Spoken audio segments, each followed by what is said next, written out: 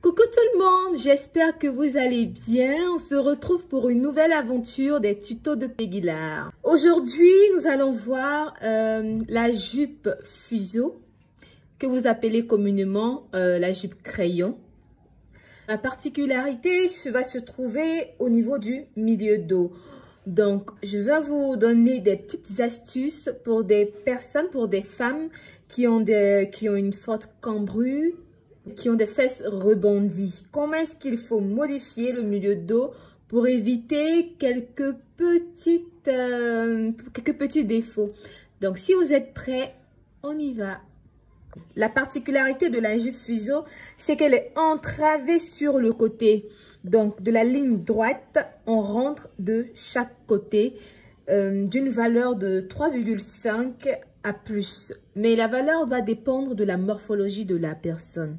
Déjà, 1. Et de 2, de la matière que vous allez utiliser. Si vous utilisez une matière telle que le coton, un tissu rigide, vous partez de 3,5 à 5 au maximum.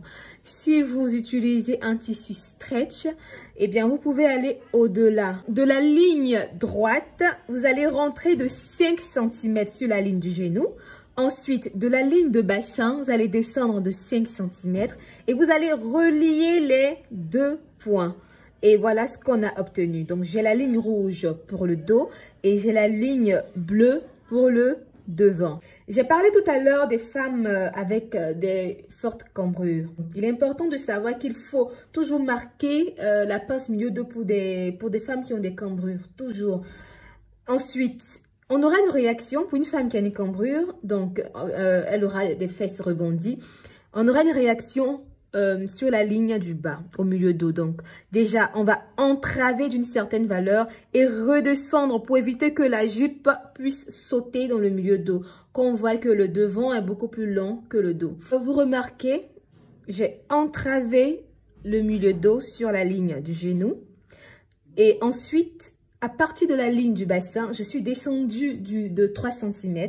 J'ai relié et j'ai prolongé un tout petit peu. Donc, à partir encore de la ligne du genou, je descends de 1 cm à partir de 1 cm. Et cette valeur-là varie en fonction de la forte cambrure de la cliente. On peut aller à 2, quelquefois même à 3, surtout quand c'est une jupe évasée, une jupe volante. On aura l'occasion de voir aussi là-bas quand on fera ces jupes-là. Donc, je suis descendue et j'ai tracé une petite platitude.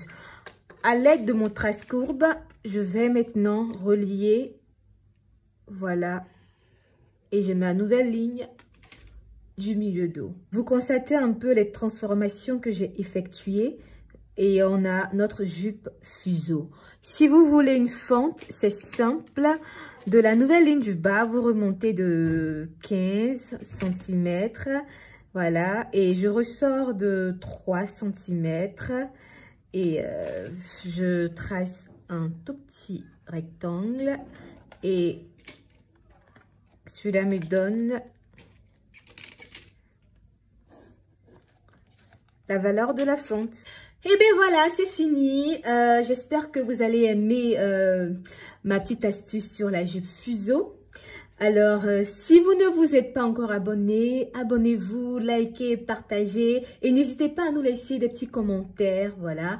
Donc, je vous je vous donne rendez-vous pour une nouvelle aventure des tutos de Peggylar. Portez-vous bien et à bientôt. Bisous, bisous.